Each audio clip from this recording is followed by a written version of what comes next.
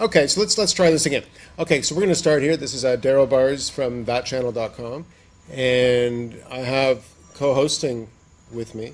You don't remember? Would you like to introduce yourself, sir? I think we Good should kind leave sir. this all in, Go okay? ahead. I already said it. We'll keep that in the Yeah, video but I don't because agree this is with you gold. ever. It's not gold. Rick, it's man. not even silver. You're not. It's not even bronze. I'm Rick. It's Okay. iron or something crap. Rick. Okay, Sure. there we are. It's Okay. good though. This is good. Are you could have come to Canada at any point, Shekhar? Then we can do this in person. No, I've been to US, but I never been to Canada. Oh, where did you go in the U.S.? I went to US in Minnesota, Florida. Oh, yeah. You should come here next time. Come to Toronto. I went. Okay, maybe someday I'll sit next to you and we'll talk face to face. That would be great. Okay, so I understand you're a Vedic astrologer. I'm an astrologer, numerologist, Vastu consultant, yoga, meditation, and life coach. Okay, great.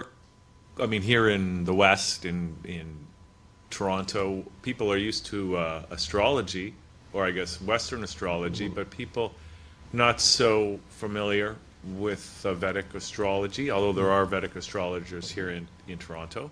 What distinguishes maybe Vedic astrology from Western astrology? Great question. Thank I you. love that, Daryl. Thank you. Western astrology is sun-based, Okay. and it is 24 degree ahead of Vedic astrology, which is moon-based, moon sign-based, and moon sign, and under that nakshatra also. There are 27 constellations, lunar mansions, what we call nakshatra. Mm-hmm. Have you heard about this word? Nakshatra? No. I have not, I have no. not either, no. Nakshatra means constellations. Okay. in So the sky. the Vedic astrology is using the moon, the constellations, so a lot of very precise. Just to pinpoint the accuracy of predictions. The prediction in Vedic astrology is far accurate than Western astrology. Okay, so now you mentioned, I mean, we were chatting, I think before we came on the air here, that you were born in August, but you're a Scorpio rather than a Leo because of your moon sign. And I mentioned to you that my moon sign, at least according to Western astrology, is Cancer. And, Okay. And but in Western, I'm a Virgo. So that's a really bad combination, right? No, nothing is bad actually. If you send me your birth details personally to my email, I can tell you the exact one, what you are. Oh, okay. And is this always accurate, you think? Like people just saying this is when I was born and that really does define who they are?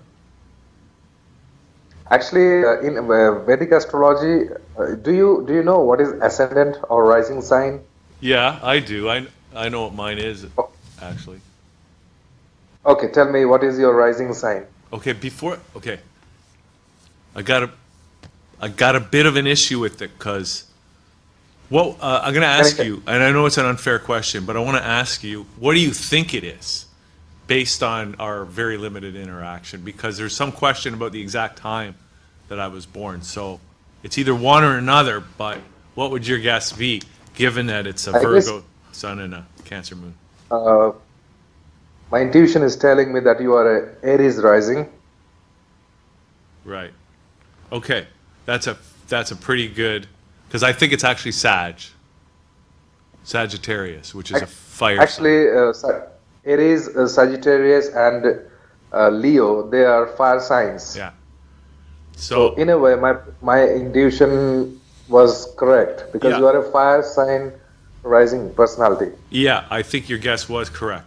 So, so that's my rising sign then. I'm going to go with that because I'm pretty sure that's what it is. I'm pretty sure it's Sagittarius rather than Capricorn would be the other one. And this No, you're not a explains why you're wearing Capricorn. all red and fire? Is that Yeah. it? Right? Fire.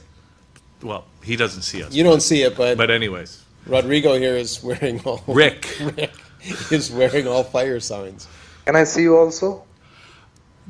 Only in the edited version. Yeah, we can't do that right now. We're having, But, yeah, that's it. but- But we see you. Yeah, we see you. So that's okay. So let's say Sag Ascendant. So, go.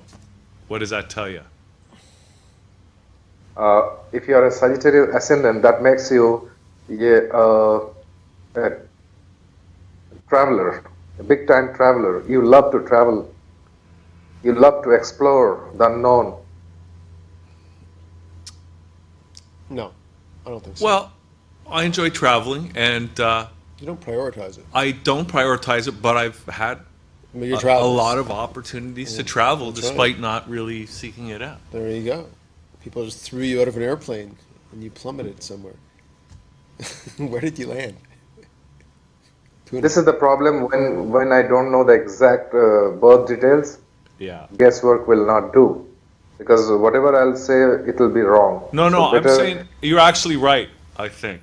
But I know you need the exact details to get a true. I know these are unfair questions because you really need to have that level of detail, right, Yes. Shekhar? But I can tell you a few things based on numerology. If you can tell me your birth date, only birth date. Uh-oh. Okay, so it's the 29th. Like I'm 15th August, so that makes me 6. 1 plus 5, 6. So I'm August 29. So that makes you 2. Number 2. How does that work? Can you just explain that? And 9 plus 2, 11. 1 plus 1, 2.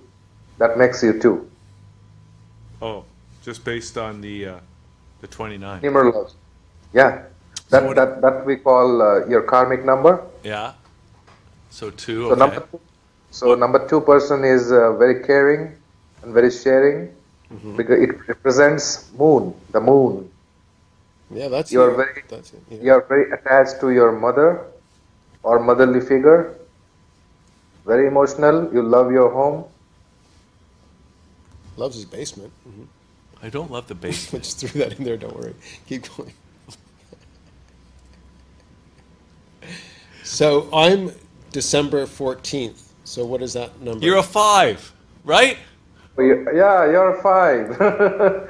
That's a business number. That Business. represents Mercury. Yeah, Mercury. Yeah. And go Okay. on more But because I'm not business. He's not in business, Not in though. business at so all. did he miss his calling? like a failed business. I said number 5 people are driven by the planet of communication and business, Mercury. So that makes you business-oriented persona. See? You're always giving me business advice. Well, that's true, but that's easy. Why would you do anything different than what you're doing now? Right? I don't know. Chris, what are you laughing at over there? Is he paying attention or is he something else? He's texting somebody. Texting someone? Okay. So, 5.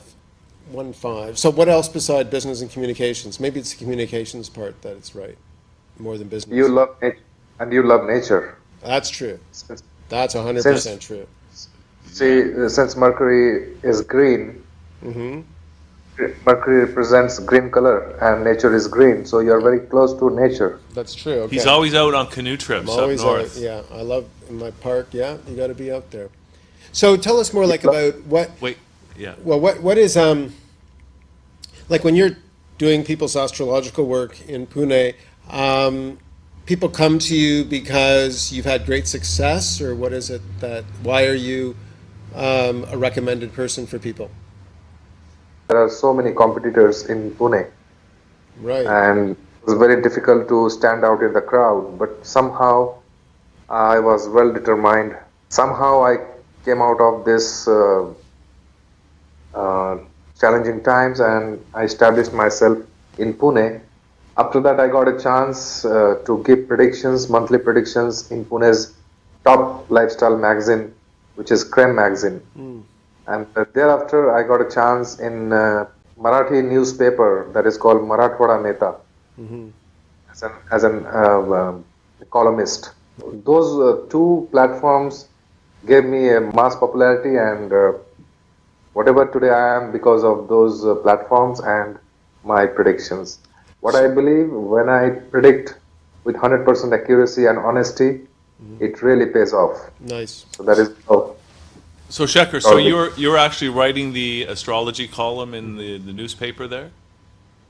Yes, That's not it. only astrology columns, but spiritual articles, astrological articles, numerological articles, Vastu articles, yoga, meditation. I love to write. Huh. And it's sort of like they say here, if you can make it in New York, you can make it anywhere. But in the astrological circles, if you can make it in Pune, sort of that's the top, right? Yes. Well, It's a spiritual headquarters, sort of. is it? Yeah, Pune is very. Why is Pune such a sacred place? Pune is beautiful place because I'm not from Pune. I'm from Jamshedpur. It is 2,000 kilometers away from Pune. But why did you choose Pune, though? I love Pune because it is the Oxford of the East, the spiritual hub, and there are a lot of opportunities here. So further that, so you're doing this spiritual work. You had some good breakthroughs in some of the magazines in the city, and what's the next phase? Like you've got the website set up. Where are you planning to sort of? What is your focus for the next couple of years? Well, I want to set up my own yoga and meditation center, and that's my prime objective now.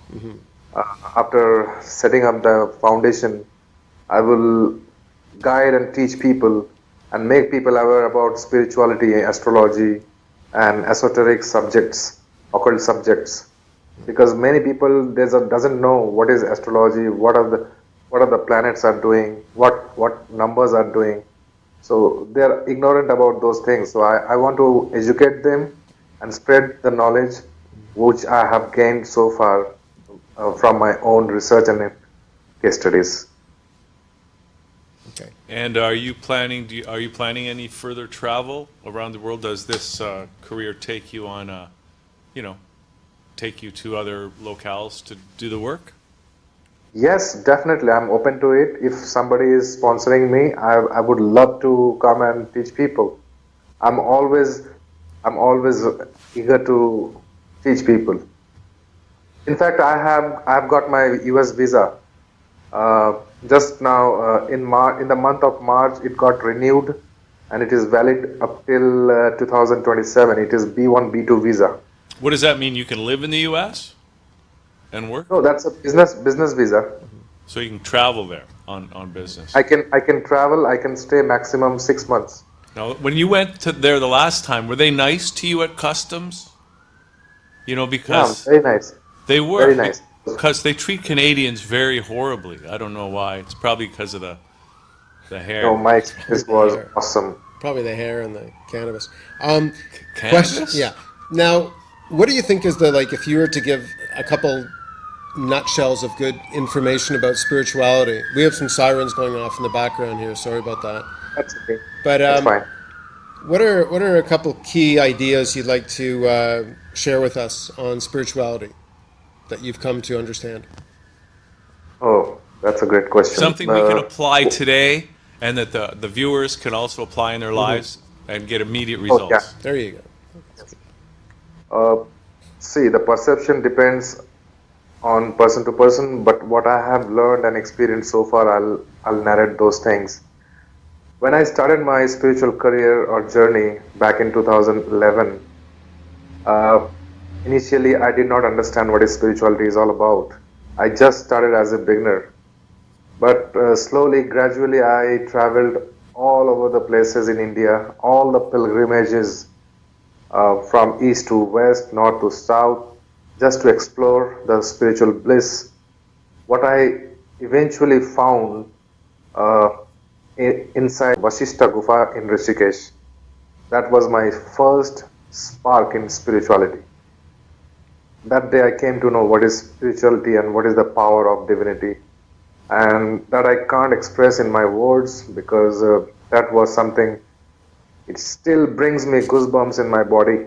It was a beautiful, divine experience. There was a shivling inside Vasishtha Gufa cave. It's a 5,000 years old cave in Rishikesh. And I was meditating inside that gufa. Gufa means cave. In Hindi or Sanskrit, we call it gufa. Okay, so you're meditating inside of a cave in Rishikesh.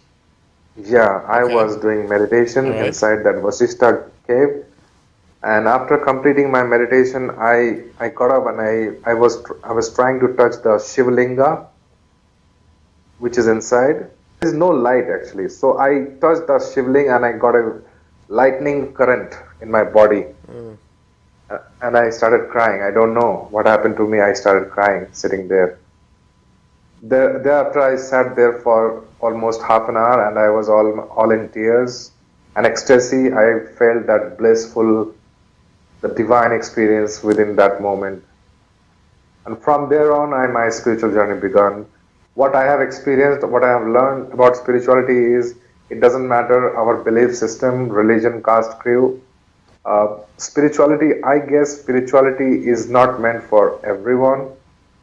There are few people who are being selected already to come into this path. But this spiritual path is not that easy. You have to go through a hell lot of challenges, pain, anguish, and so many other things. This sort of dramatic experience sort of gave you the impetus to work in such a heartfelt kind of manner that you're continuing on today. That's fantastic, and you can share this with everybody here. And Shekhar, so we're just about out of time here. I know we probably haven't scratched the surface. I know people can go to your website. And just one last quick question, because here in the West, we hear about, kind of Indian holy men who they'll go up into they're old and they go up into the mountains, and then something happens and then they come back as a young man again, and maybe they've been around for thousands of years. Does that actually happen? I'm sorry, I have no idea about it. Okay. Yeah. All right.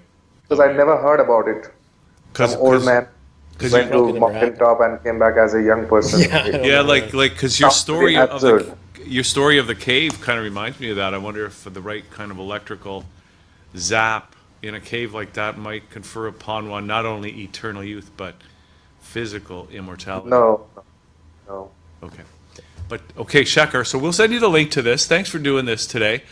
I don't know if this went the way you were hoping it was going to go. We can always do it again and maybe go into some detail on one of these subjects, because Daryl and I are both very interested in this kind of thing, and I'm sure our viewers are as well.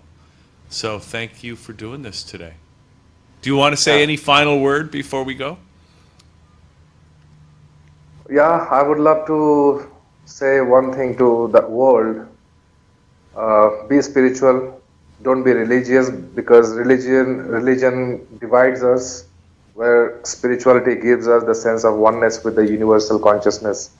And save Mother Earth, love for nature, and care for people who are unprivileged, and be kind.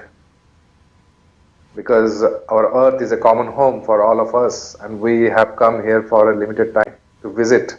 So let's make our Earth a beautiful place to live in. That's it. Okay. Thank you very much. That's beautiful. Okay. Thanks for doing that. And we'll talk to you again soon. All right. Okay, for sure. Take care. Thank you. Thank you. Bye-bye. Thank you. Have a nice day. You You too. Bye. That was very nice, Daryl. There you go. Right? So we got more liquid lunch coming up, right? Yeah, I'll do the other two. Yeah. No Okay. saying, hey, we're still on the air. No, we're not. Yes, we are. Yeah. Why? Because this is how we do the show. Can we cut this? No, let's wrap it up first. Okay, just stay tuned, everybody. We'll be back in a few minutes. There you just go. Daryl. Just okay, me. Rick Got has to few take other a break. people. You know what I'm saying? Rick's got to take a break. Taking He's gonna a take a big break. See you later.